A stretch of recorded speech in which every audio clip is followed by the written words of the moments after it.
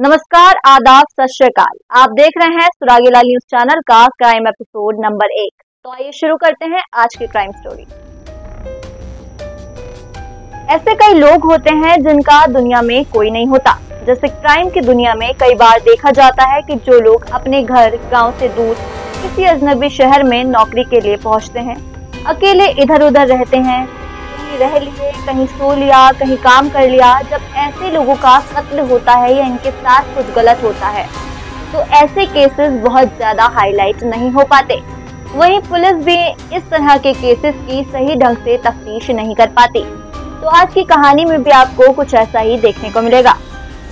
आइए शुरू करते हैं आज की कहानी। अंकित नाम का एक लड़का, दिल्ली के करीब यूपी के बागपत का रहने वाला, अच्छे परिवार से, पढ़ाई लिखाई का शौक था। लखनऊ यूनिवर्सिटी के भीमराव अंबेडकर कॉलेज से वह पीएचडी कर रहा था। अंकित चौधरी के माँ बाप की मौत हो चुकी थी।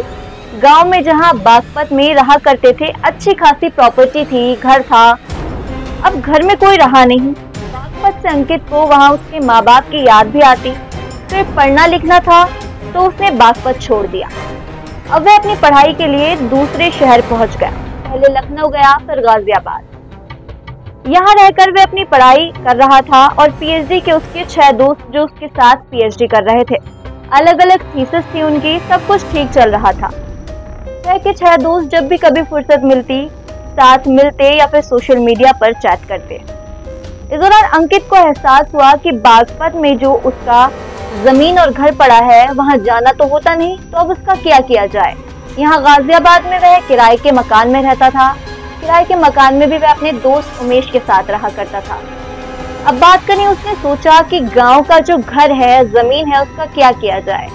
तो उसने उसको बेचने का फैसला लिया और उसने अपना जो प्रॉपर्टी थी गांव में उसको बेच दिया। बेचने के बाद उसको मिले 1 करोड़ रुपए, जो कि उसके अकाउंट में ट्रांसफर किए गए। अब जिस घर में वह उमेश के साथ किराए पर रहा करता था, उमेश जो कि उसका दोस्त था, उमेश ने इस खबर के पता चलने के बाद कि उसको 1 करोड़ रुपए जो है प्रॉपर्टी बेचकर मिले हैं, उमेश ने कहा कि मुझे 40 लाख रुपए उधार दे दो। तो अंकित ने भी सोचा कि मेरा दोस्त है, मैं इसको दे देता हूँ। वहीं उमेश ने कहा कि मैं थोड़ा थोड़ा करके ये जो 40 लाख रुपए हैं मैं तुम्हें लौटा दूंगा। बस अब आता है कहानी में नया मोड़। अक्टूबर 2022, अंकित अचानक से हो जाता है लापता। वहीं उसके जो 6 दोस्त होते हैं वे काफी समय से परेशान होते हैं कि आखिर अंकित है कहाँ। पर अंकित के समय समय पर उसको मैसेजेस मिल रहे होते हैं उन सभी दोस्तों को। तो वो लोग सोचते हैं शायद कहीं घूम रहा होगा, कहीं गया होगा, हाल चाल तो मिल ही रहा है, ठीक होगा। तो जब एक गेट टुगेदर के लिए वह सभी दोस्त साथ बैठते हैं तो बात चलती है अंकित कि क्या अंकित से तुम्हारी बात हुई। वहीं दूसरा कहता है कि क्या अंकित से तुम्हारी बात हुई। सभी एक दूसरे से पूछते हैं कि आखिर तुम्हें उसका लास्ट मैसेज क्या आया। वहीं इसके बारे में क्या तुम्हें कोई इन्फॉर्मेशन है कि आखिर वो है कहाँ। तो यही बात करते करते बात यहाँ तक पहुँच जाती है कि वह सभी लोग परेशान हो जाते हैं कि आखिर अंकित इतने समय से कहाँ है। इतना लंबा अरसा तो कभी गुजरा नहीं, वह हमेशा मिलने आ जाया करता था। अब वह सभी दोस्त जो है अंकित को ढूंढने में लग गए। अब वह उमेश के घर भी पहुंचे, क्या अंकित वहां पर है। तो उमेश ने उनको बताया कि अंकित तो कहीं चला गया है और अपने सामान को साथ लेकर गया है। उमेश ने कहा कि वो तो हमें बताता तक नहीं कि कहाँ आता है, कहाँ जाता है। फिर ये सब जानने के बाद जो उसके 6 दोस्त होते हैं वह वहां से चले जाते हैं। अब वे साथ बैठते हैं और उन मैसेजेस को ध्यान से पढ़ते हैं जो अंकित ने उनको भेज रखे होते हैं। अब जब वो मैसेज पढ़ रहे होते हैं तो एक चीज जिस पर सभी का ध्यान जाता है, हर मैसेज में कहीं ना कहीं इंग्लिश में स्पेलिंग की मिस्टेक होती है। अब जब वो स्पेलिंग की मिस्टेक्स देखते हैं तो वे कहते हैं अंकित तो इंग्लिश में कभी ऐसी गलतियां करता नहीं था, आखिर पीएचडी का स्टूडेंट है, इस तरह की गलतियां। फिर उनमें से एक दोस्त जो होता है अंकित के काफी पुराने मैसेजेस देखता है। तो वो एक चीज नोटिस करता है कि अंकित के जो पुराने मैसेजेस हैं उनमें उन्हीं शब्दों की स्पेलिंग बिल्कुल ठीक है जिनकी अब वो गलत लिख रहा है। तो कहीं ना कहीं उन्हें शक होता है कि कुछ ना कुछ तो गलत है, ये मैसेज अंकित तो नहीं लिख सकता। इसके बाद उनके मन में शक और डर एक साथ पनपता है। अब वे 6 दोस्त आपस में बात करते हैं और निकल जाते हैं अंकित की ढूंढ। फिर वो गांव में पता करते हैं तो उन्हें पता चलता है कि गांव में तो अंकित आता नहीं। अंकित ने तो गांव की जमीन और घर भी बेच दिया है जिससे उसे 1 करोड़ रुपए मिले हैं। जब उन दोस्तों को ये पता चलता है कि अंकित को इतना पैसा मिला है और अंकित के फोन से इस तरह के मैसेजेस आ रहे हैं जिसमें स्पेलिंग मिस्टेक है, तो वे सभी लोग जो है पुलिस के पास पहुंचते हैं, अपनी FIR दर्ज कराते हैं और पुलिस को पूरा मामला बताते हैं कि किस तरह से जो अंकित के मैसेजेस हैं उसमें स्पेलिंग मिस्टेक देखने को मिल रही है, उसको इतना पैसा मिला है, उसके बाद से उसका कुछ नहीं। अब पुलिस भी छानबीन में जुट जाती है। अब पुलिस पहुंचती है उमेश के घर। जब पुलिस उमेश के घर पहुंचती है तो उमेश वही सेम कहानी जो उन 6 दोस्तों को सुनाई थी पुलिस को भी सुनाता है कि अंकित तो हमें बताता नहीं कि कहाँ आता जाता है और वो अपना सामान लेके यहाँ से जा चुका है। लेकिन पुलिस को उसकी घबराहट पर कुछ शक होती है, उसको लगता है कि कहीं ना कहीं जो है उमेश कुछ छुपा रहा है।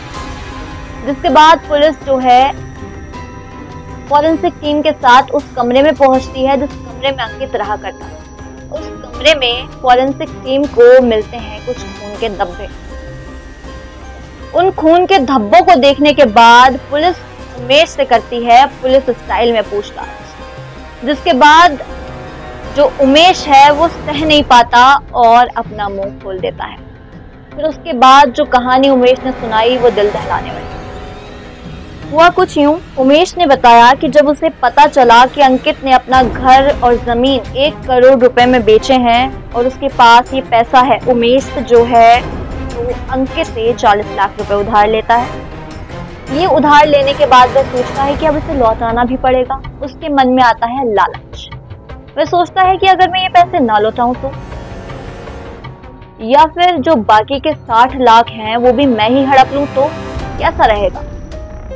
यही सोच उसको ले जाती है क्राइम तक। अब आपने कहानी में देखा कि एक तरफ थे अंकित के वे 6 दोस्त जो उसको ढूंढते ढूंढते कहां तक पहुंच गए, और एक था दोस्त उमेश जिसको अंकित ने भरोसा करके पैसा दिया। आगे सुनिए उमेश ने अंकित के साथ क्या किया।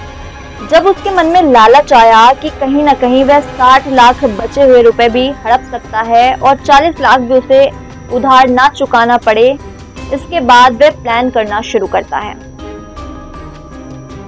उसने सोचा कि अंकित को रास्ते से हटा देना चाहिए। अब आपको यह भी बता देना चाहिए कि जो उमेश था वह एक ऑर्थोपेडिक हड्डियों के डॉक्टर के यहाँ काम करता था। प्लास्टर काटने का काम, बाकी और भी चीजें कर लेता था। अब उमेश ने तय किया कि वो अंकित को रास्ते से हटाएगा। 7 अक्टूबर 2022 अंकित घर आया।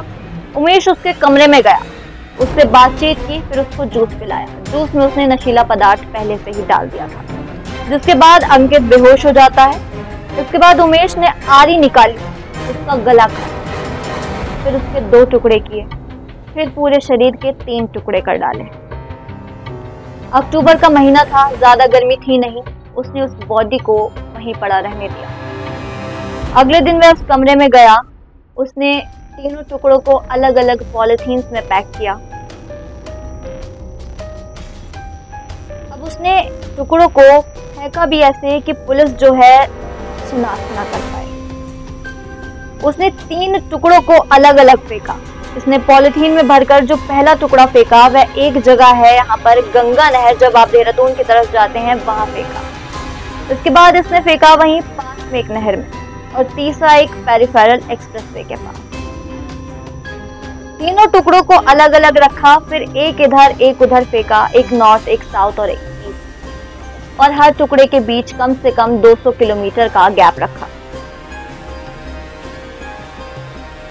अब वह बुलाता है अपने एक दोस्त को और उससे पूछता है कि अगर तुझे पैसा चाहिए तो मैं तुझे पैसे दूंगा, सिर्फ तुझे इतना काम करना है कि मैं एक ATM दे रहा हूँ और एक फोन दे रहा हूँ। जब तू इस ATM से पैसे निकाले तो इस फोन को ऑन कर लेना, और जब पैसे निकाल ले तो इसको ऑफ कर देना। उसका वो दोस्त ये काम करता है। अब इसी की फुटेज जो है पुलिस के पास भी पहुंची थी। पुलिस ने देखा था कि एक मास्क पहने हुए इंसान जो है अंकित के ATM कार्ड से अलग अलग लोकेशन से पैसे निकाल रहा है।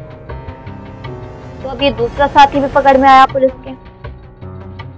जब उमेश ने ये सारी बातें बताई कि किस तरह से उसने अंकित का कत्ल किया और किस तरह से वो उसके ATM से पैसे निकलवाता रहा, तो अब इस कहानी में देखने वाली बात यह है कि इस केस को सॉल्व करने में सबसे बड़ी भूमिका जो है अंकित के उन 6 दोस्तों ने निभाई है, जिन्होंने मात्र मैसेज में स्पेलिंग मिस्टेक से ये पहचान लिया कि ये उनका दोस्त नहीं लिख रहा। अब इस तरह से जो अंकित का कातिल उमेश था और उसका साथी था, दोनों पकड़े गए। अब ये उन दोस्तों की सूझबूझ थी कि उन्होंने जो अंकित का कत्ल हुआ था उसके कातिल को पकड़ने में पुलिस की इतनी मदद की और वो अपने दोस्त को ढूंढते ढूंढते वहां तक पहुंच गए।